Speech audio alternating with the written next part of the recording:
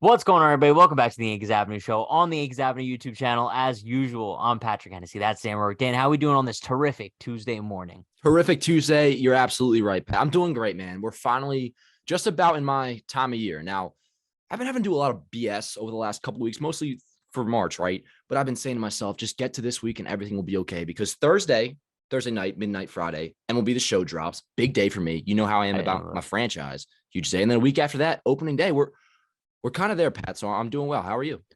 Yeah, life is good. Tonight's the final of the World Baseball Classic. It's kind of bittersweet, right? Because it's the end of something great. Team USA winning it all, right? But also it's kind of sad because I don't know where I'm going with this. It's sad because you know you have to start watching spring training again. Yes, there you go. I kind of forgot spring training was going on. But Yeah. also I'm kind of happy we're done with our season previews, but we have a lot of fun stuff to talk about today. Before we get into that, huge shout out to FOCO, our sponsor. Code Yankees Avenue at checkout. You save 15% off your order. They have a lot of great stuff. We'll tell you guys more about it. And we'll show you some stuff in the middle of the episode here. But I say we get right into topic number one, and that is, Dan, one Yankee that you think will take a big leap in 2023. It could be good, it could be bad. Who you taking? All right. So, no, there's a bunch you could go with here. I'll just leave it at one, so don't take any of yours. I'm going with Anthony Rizzo, Pat. Now, of course, already a very productive hitter. We just re-signed him on a 2-year deal for a reason. But last year, he hit just 224, right? Yet was shifted 82% of the time. And, once again, this hasn't totally affected him because he's still a 30 homer, 800 OPS guy. But I think next year, Pat, or this year rather, we're getting bare minimum a 250 hitter, just improved contact, more singles, more hits through the shift or the shift that isn't there. But just overall, a better hitter, a more consistent hitter. I think Rizzo, because of no shift, is gonna take a leap into like the top 5, top 6 first base conversation, like he was a few years ago, kind of reestablish himself, if you will. I like that. And I Like it? like it for the sole purpose of I love Anthony Rizzo. And bro, how could you not love Anthony Rizzo? He is the definition of what a Yankee should be in your words and your logic. He's a I 90s think Yankee, bro, through and he's a through. great Yankee, great Yankee. And I just want to see him succeed at the highest level. And I mean, going back to what we keep saying about Anthony Rizzo, the health needs to be there. If Anthony Rizzo is healthy, I could see him hitting a career high in home runs. I could see him putting up one of the best seasons of his career. Just need to see that health out of him. Dude, With my pick, I know, bro, this is going to be super controversial, and I've been sticking with this because I'm the definition of consistency. I don't care what people think about it. Aaron friggin' Hicks is going to take the most massive of leaps in 2023. I know Aaron Hicks sucks at everything, yada, yada, yada. I don't care. I'm going into the season expecting a huge leap from Aaron Hicks, and I'll tell you why. One, I think that he's an easy choice here just for the sole purpose of anything average would be a massive leap for Aaron Hicks. He doesn't really have that much to work with. If you go with Anthony Rizzo, didn't he tie his career high in home runs last year? hit 32 home runs 4 times, including last year. Yep. There you go. So in order for him to take a massive leap, he would really have to outperform himself. For Aaron Hicks to take a massive leap in 2023, what do we need to see? 220 with what? 20 home runs, which is so doable for the man himself. I think the only thing that will be difficult for Hicks to kind of make that massive leap is his defense. Obviously, we've seen so far in spring training that he still has like a couple of defensive miscues, but I do think having like that everyday left field, maybe some time in center field job, I think that he's really going to just cement himself back into the Yankees lineup as a consistent hitter. And you know what, bro? I think his bat will propel him back to the hearts of Yankees fans. All right. So, I agree with most of what you were saying there. I think I still will. I'll admit defeat a little bit on this, Pat. I think you beat him. That was a good pick by you because you're right. He really doesn't have to do much at all to take a major leap from where he was last year.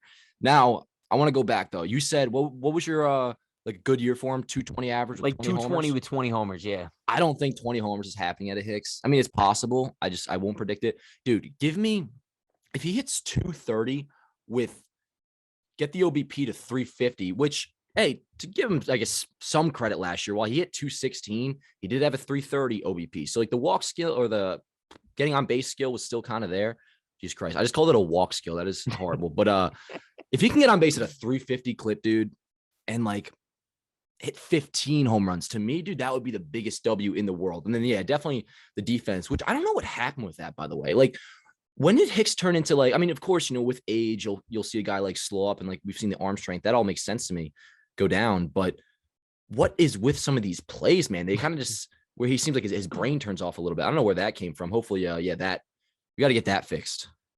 Yeah, and I think the only thing that will hold him back from having a massive leap in 2023, along with the defense, is the mentality of Yankees fans, right? I think that they're kind of just they have this stuck in their head where they're at that point where Aaron Hicks can do no right, right? You know how there's some guys on the Yankees that can do no wrong? Aaron Hicks is one of those guys that it just seems like he can't do any right in the minds of Yankee fans. So I really hope, and listen, I know it's not going to be the case, but I hope that on opening day, Aaron Hicks gets cheered in Yes. his first at bat. And it's sad because I don't think that's going to be the case. And whether you agree with that or not, I think when they announce his name in the lineup on opening day, he's going to get booed in his first at bat. Let's say he strikes out, he's going to get booed. He will get booed until he does well. No, that I think I don't want to say you're right about that, but it's definitely possible. That would be dumb. You should, if you're going to opening day and you're listening to this, guys, don't boo Aaron Hicks. Don't boo Josh Donaldson. In the end, they're Yankees. Show them your support. You want them to do well. When they do well, we do well. So that is important. With that said, though, if Aaron Hicks does shit the bed, it's not at the fault of Yankee fans or anything like that. It's not like, oh, they didn't have his support. Same with what we talked about with Joey Gallo last year. It's like, in the end, yeah, we didn't treat you the best, but you also hit 200. You hit below 200. So, like, he still does have to. We know how Yankee fans are, and you just said it. If you perform, the support will be there. And that's kind of like the whole story with Hicks going into this year. Yeah. Let me ask you a question, like, regarding Hicks. Do you think by, let's say, August 1st, whenever after the trade deadline, I don't know when it is this year, will Aaron Hicks still have a spot in the New York Yankees starting lineup? No. But I think he will play well enough to where if it works out roster spot wise, he can be a fourth outfielder. I agree. I agree 1,000%. I think Aaron Hicks going into the postseason, I think he'll be their fourth outfielder. To wrap this up, Aaron Hicks, I think it's possible he could have a bounce back, but there's a very low ceiling to that bounce back. I don't think 2018 is happening. I don't think 2017 is happening. Like, I think at best we might get a league average bat. And if that's the case, then cool, you got a spot on my team. But also, still, is that getting us past the Astros? I still think, said this a million times, there's a missing piece on this team to get us past that hump, and it's going to come at the trade deadline, and it's probably going to be an outfielder. So yeah. Speaking of fourth outfielders, moving on to topic number 2 here. Willie Calhoun and Rafael Ortega both had pretty good springs, and they're continuing to have pretty good springs. And I guess now that kind of makes us ask the question, if one of these guys is going to be on the Yankees opening day roster as the fourth outfielder, who do you think it's going to be? And also, who would you prefer? All right. So first of all, you wrote, Jesus Christ. It's interesting because they both have had quite like mediocre careers, yet they've had one really good year. Ortega has a career 683 OPS, but had an 823 in 2021 in over 100 games. Calhoun, career 703 OPS, but had an 847 OPS in 83 games in 2019. So like there is like some sort of, I don't know, flash of greatness there, if you will.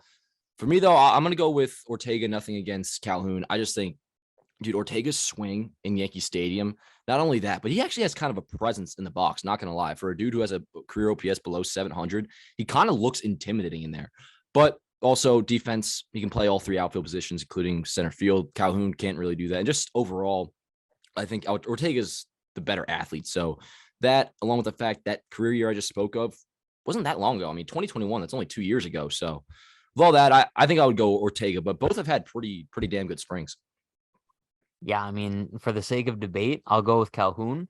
I will say though, I don't think either of these guys will have an impact on the 2023 Yankees. I'll say that. I think that either one of these guys, whoever kind of makes the roster, will be the 2023 version of Marwin Gonzalez. You know how we kind of went through the 2022 spring training? We're like, yo, Marwin kind of seems like that guy. He's going to be a big presence for us this year. And he ended up sucking, which kind of just goes to show that spring training. The Yankees sure used him, though.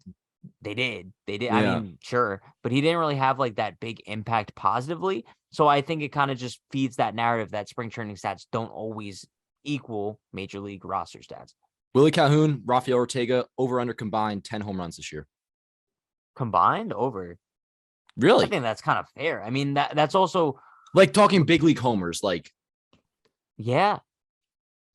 I'll go under on that. I think he might get like I think I'm slamming the over on that, actually. Really? Okay. I'm like very confident it'll be under. So, you know, dude, we got to also revisit all our over-unders at the end of the year. That'll be fun.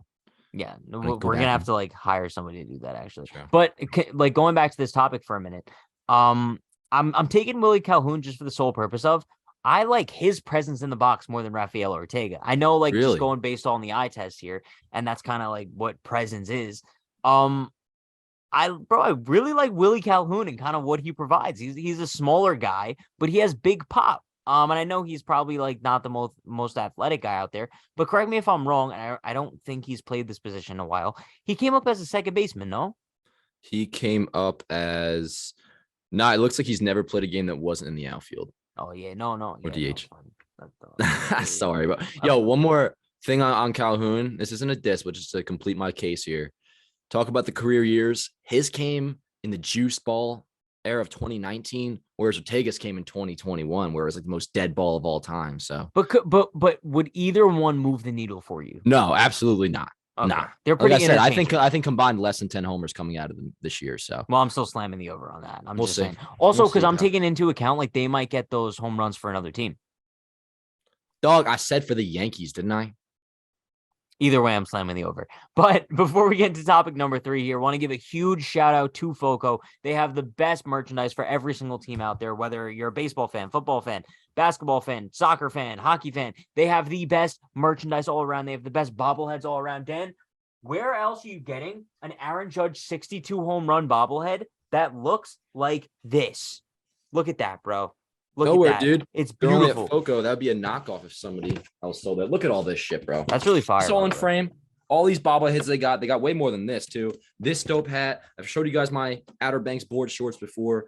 I think we got some more stuff coming soon too. Yo, FOCO, check them out. Code Yankees Avenue for 15% off. That might be the dopest thing. Pat's showing you right there. Also behind me, I got it on my wall. Guys, if you're trying to like get decked out before the regular season starts, which I'm doing by the way, I got my bunt flags coming in the mail. I got a lot of stuff I'm putting up. Get my hot dogs ready, all that. Yo, if you're trying to get decked out, ready for opening day, FOCO, code Yankees Avenue, 15% off. Do it. But yeah, going into topic number 3 here, talking about Clark Schmidt a little bit, because I feel like he's a little polarizing, right? Whether he's a starter or a reliever, he's like the 2020s version of Jabba Chamberlain. Ooh, that was a little comp. I like that. That's not a terrible comparison, but it also horrible. kind of is in a way. I don't want to get into it. We don't have to get into it, but it was more of a joke more than like a meaningful You always have to make comparisons, so it's on brand. He tossed 5 no-hit innings in his most recent spring start against the Pirates. Do you see a big season coming out of Clark Schmidt? I feel like maybe, I guess you could say 2022 is his coming out party. How do you think he's going to fare in 2023? All right. So, yeah, when I think about a big season for Clark, in my head, that's like, yo, is he going to break out and establish himself as a starter? And I have like, I guess, quite a hot take on this. I'm not so sure he's definitely going to get the chance, dude. And you might be saying, yeah, that makes no sense. He's going to start this season in the rotation, which, yes, is true. But let's think about this for a minute. Carlos Rodon is expected to be back by late April. It's very possible that like 2 or 3 starts in, the Yankees are going to have to answer the same question we were wondering in the beginning of spring training. Who is the 5th starter? Because one of Clark or Herman is going to go back to the bullpen when that's the case, when Rodon comes back. Now, injuries will happen again, I understand, and Herman could also struggle. But to me, there's a very likely chance, like there's a world where Clark still makes under 15 starts this year. And if that's the case, he's kind of in the same spot that he is going into this year, the way I see it. So I think he's going to pitch well. He has good stuff. I'm not so sure that it's like a lock. Clark is going to be like, I don't know, a 20+ start guy, which could kind of suck for him. Not going to lie. He's 27. Yeah, no. He's old. And I think that's kind of what's going to be the death of him, death of his like progression. At least as a Yankee. Yeah. Yeah. And I think it's really brutal how we saw Clark Schmidt struggle as a starting pitcher, right? I guess it was kind of like the Michael King effect a little bit, how the Yankees were like pushing him as a starter, wasn't really working out. Bang, moved to the bullpen, sees success. And now, obviously, with all the injuries to the starting rotation, it seems like Schmidt is shifting back to the rotation. At least we also never really needed him there, too. This is the first time there's actually kind of a need. And it's like, yo, this is your shot, which I don't mean to cut you off. I'm sorry. But like, going on those 2 to 3 starts he might have, it's like, yo, what if he shits the bed? Like, what does that mean? Are you going to judge him off of? So kind of feel bad for him a little bit. No, I know. That's why I'm kind of like looking at Clark Schmidt now going back to becoming a starter. And I'm asking some questions, right? Like, do the Yankees see a future with him in the starting rotation? Because to be honest, when the Yankees starting rotation's at full health, I don't really think he has a spot there. So then you move him back to the bullpen regardless if he succeeds or not, which is something that's brutal, I guess. And then I guess you're just looking at him and trade value wise. Sure, his value is better as a starting pitcher, but say you send him out there for these first few starts and he sucks. Like, it kills all trade value, because then you can't even tell teams, oh yeah, he could start if you need him to. So I'm not really too sure how to feel about Schmidt. I went into the postseason viewing him as like one of our most dominant relievers, and then we obviously saw like he just, I want to say he couldn't handle the moment. I think that's probably the case, but I don't know. Never been in the first place, but I agree. I agree. And it wasn't necessarily his fault, but I don't know. I'm not fully sold on like the Clarke Schmidt starting pitcher train. Yeah, if it were up to my sniff test, he wouldn't pass it, which he really doesn't. Like, when I'm watching him, I don't feel confident out there, but like the numbers love Clarke and the stuff is good. I mean, like, his breaking ball has always been praised like no other. And he just added a cutter too, which like the Yankees are really like honing in on over the past couple of years and have seen a lot of success with. So like, I guess if I were to say, put it like this, if Clarke makes say 30 starts this year, which won't happen, I think he could pitch well and like solidify him as himself as a lock in the 2024 rotation.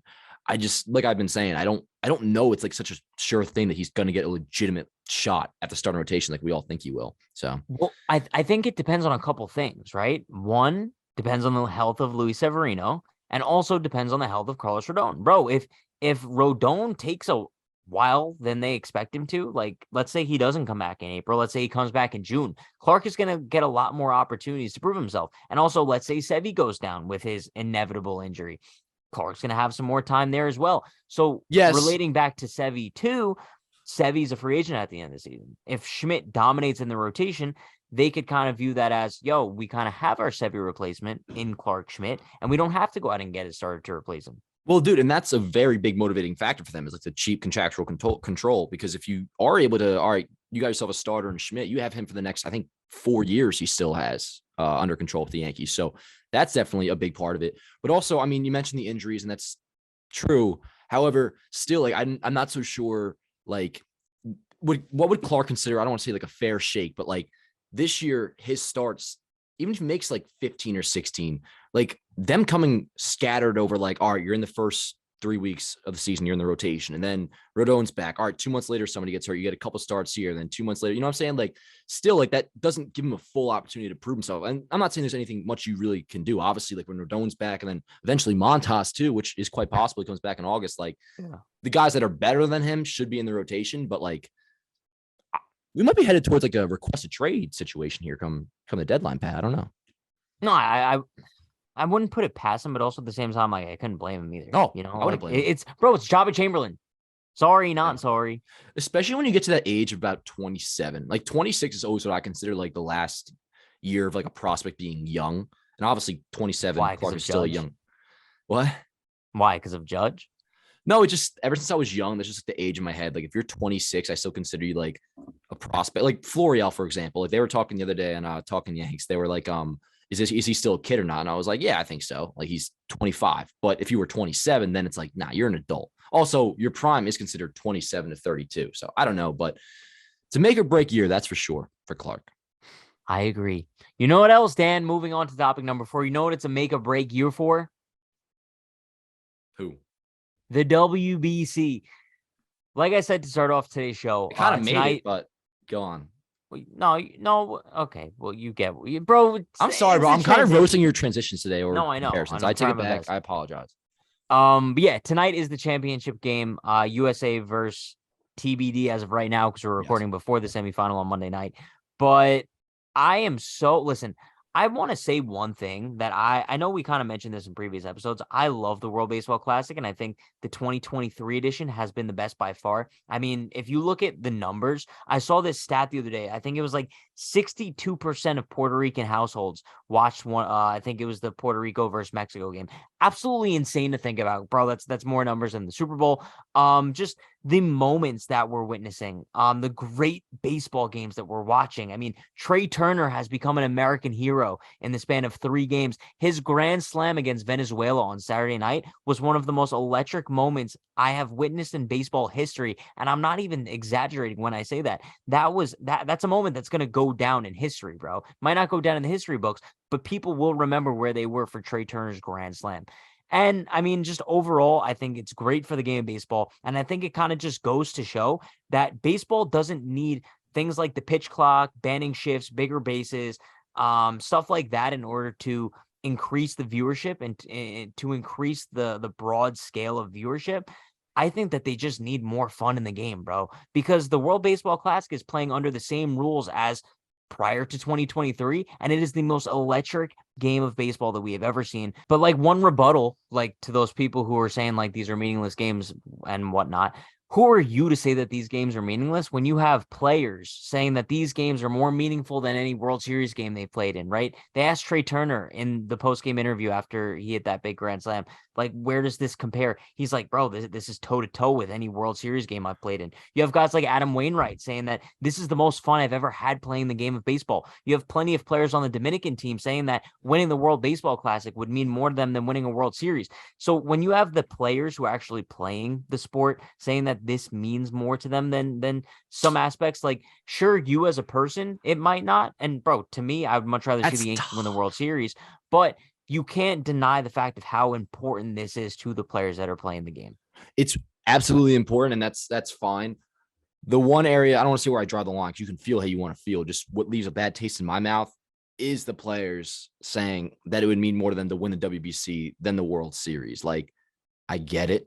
Playing for your country is important, but at the same time, as a fan, that's not what I would want to hear. Like, if Aaron Judge is playing for Team US right now, and he said winning the WBC was even as important as winning a World Series, which he would never say, by the way, but if he did, that would irritate me just a little bit. And I feel like this is just one of the few examples of, I think we're getting a little bit too far with it, like trying to prove how important the WBC is. To me, it's a no-brainer. Like, it's a W, man. Everything from the numbers that you're pointing out to just how involved even casual fans are, dude, in this stuff across the entire world. And like, it is a success. Like, I feel like we're kind of going a little too hard on it now, saying like, oh, it's so important, it's so this, it's so that. Like, yo, I think we kind of get it. Like, it is important. But you disagree? I highly disagree, just for the sole purpose of I'm looking back to myself to when I watched that documentary of the Redeem Team, right? I don't know if you've seen it, but the USA Olympic basketball team, the Kobe Bryant, LeBron James, bro, they played that Olympics because the World Baseball Classic is basically the Olympics. They played that Olympics like it meant the world to them, bro. And that is the definition of an athlete's mentality. And that's what an athlete's mentality should be. Whenever you're in such a competitive atmosphere, especially one like the World Baseball Classic on a global stage, you should be trying to win it all like it is the World Series. No, absolutely. You know what I mean? It kind of reminds me a little bit. I remember Carmelo a few years ago was asked about this because he never won, a championship in the NBA, but he won the Olympics, like won a gold medal for the US. And he said, like, to him, that was just as good. And I remember at the time, as a casual Knicks fan, I was like 14, 15 years old, hearing him say that. I'm like, really? Like, it kind of, like, I don't think saying the World Series is more important undermines the WBC whatsoever, but I do think saying the WBC is more important than the World Series does kind of undermine the World Series just a little bit. Like, I don't know. I have no way of explaining it. It, as a fan, just leaves you feeling like a little bit icky, which oftentimes mean I don't have a reason for that. It's just a feeling I get. I can't explain it. I'm glad no Yankee said it. I think you're kind of looking like too deep into it. I think it's just as simple as the World Baseball Classic is very, very important. I agree. That's kind of just that's just the way I'm viewing it. It might not go down in the history books. The stats might not matter in the history books, but as a tournament itself and what it means on a global stage, whether you're in Puerto Rico, Japan, DR, or the United States of America, it is a very, very important global event. And I'm just glad that people are beginning to realize it. And make no mistake, I've had a fucking blast watching this stuff, bro. Like, I look forward. I mean, yeah, like you said, we're recording this before the game. I wish I had a USA jersey. Bro, I got a flag. Wait, let me get my flag. You get your flag out, Pat, and then we got to wrap it up. Flag out, dude. Real quick, because we got to wrap it up. That's sick, dude. I love that. I've been seeing that all over on Better Baseball. What's it called? USA jerseys. Are you a fan? I love them. I love them Love too. 'em. I hear some shit. They're like, oh, it's bland. Like, nah, dude. I think that's a perfect jersey. Like, the whites look good, the grays look good, and it's the USA logo. Like, that's Bro, if USA wins tonight, I'm getting a Trey Turner or a Mike Trout Team USA jersey. I'm gonna wait till Judge is on it. Just after he wins a couple titles, he'll feel okay doing it. Yo, socials. We gotta get out of here. Follow me on Twitter and TikTok at Unhinged Patrick, and then Instagram at True Hennessy. Also, be sure to check out Better Baseball on all social platforms and Better on YouTube. I'm going live on there Monday, Wednesday, Friday at noon. Word up. Dan Onwork on Twitter, Dan Onwork on Instagram, Yankees Avenue here on YouTube. Subscribe if you are new. Also, drop a like, drop a comment, and we'll see you guys next time. Getting close to opening day, Pat. Let's go, Yankees. Her body's going like September. She burns through the night like an ember. And all those things we try forgetting, I remember. But we say we all fine, we all fine.